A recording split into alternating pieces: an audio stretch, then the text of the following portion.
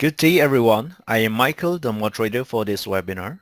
I welcome everyone for today's webinar, which is Mastering OSHA's 2023 Record Keeping Changes and Beyond. It's a great pleasure for me to introduce our presenter for today, Joe Kinnan. Joe Kinnan is a highly experienced environmental health and safety EHS and human resource HR professional and management consultant with over 25 years of experience. I would now like to hand over the floor to the speaker. Over to you, Joe. All right. Well, good morning, good afternoon, everyone, depending on where you're logging in. Thank you for participating. Got a very importantly and very timely topic to cover.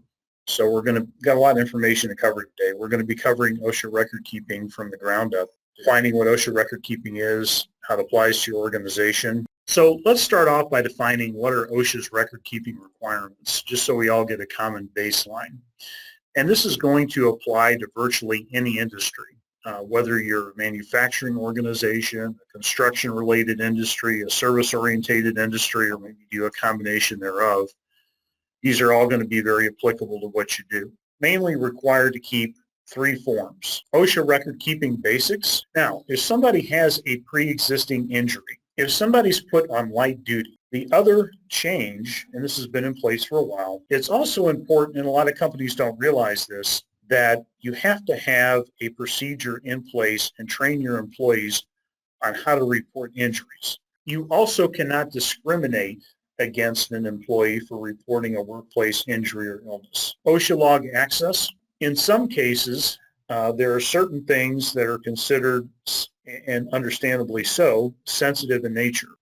How do I determine if the case is OSHA recordable or not? Work relatedness is presumed for injuries and illnesses resulting from events or exposures occurring in the work environment. OSHA's definition of a work environment, unfortunately, I think we've seen, at least here in Mississippi and in the Southeast, we've seen a bit of an uptake of COVID. Now, there are some exceptions. Now, general recording criteria, you have a situation where somebody misses work, and I gave an example earlier. For restricted and lost time, you cap the number of day counts at 180 days. A recommended work restriction is recordable only if it affects one or more of the employee's routine job functions. OSHA has a very strict definition of first aid.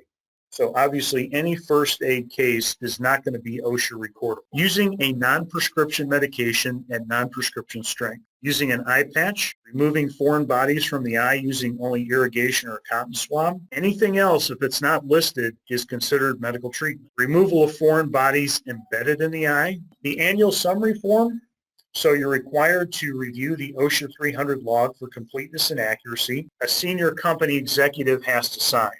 And OSHA's real tight about that, and it's meant to drive accountability in the organization. So the annual summary form, you have to post in a conspicuous place. So by February 1st of 2024, you will be reporting the summary for calendar year 2023, and you have to post that from February 1st through the end of April. So it's got to be up for several months of the previous calendar year. OSHA log retention. Right now, it's a requirement to save OSHA logs going back 5 calendar years. Some recent changes, and this has been within the last few years. All work-related inpatient hospitalizations of 1 or more employees. Old rule was 3 or more employees. Hospitalizations for observations or diagnostic testing are not reportable events. You have an amputation. Amputation is defined by OSHA as the traumatic loss of a limb or external body part.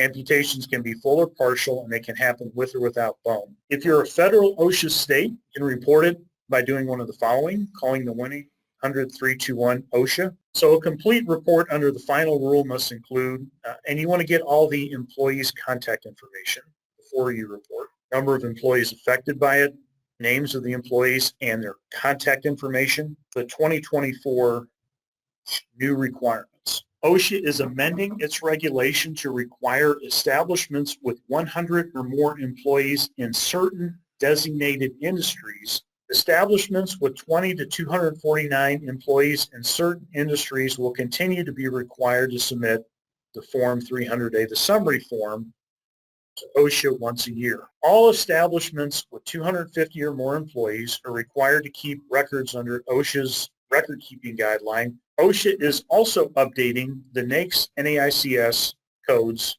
used in Appendix A, which designates the industries required to submit their Form 308 data. You have to post the 300A summary form in your location by February 1st until the end of April. Electronic reporting requirements started back and proposed in 2016, so it's been a while. Okay, well, thank you so much. Hope you got value added of this. Highly recommend you always have a secondary person or a designated backup. So with that, hope everybody has a great weekend. Thank you so much for participating, and appreciate your time. Once again, thank you, Joe. So that does conclude the session for today. Thank you everyone for participating. You may all disconnect now. Have a great day ahead. Bye-bye.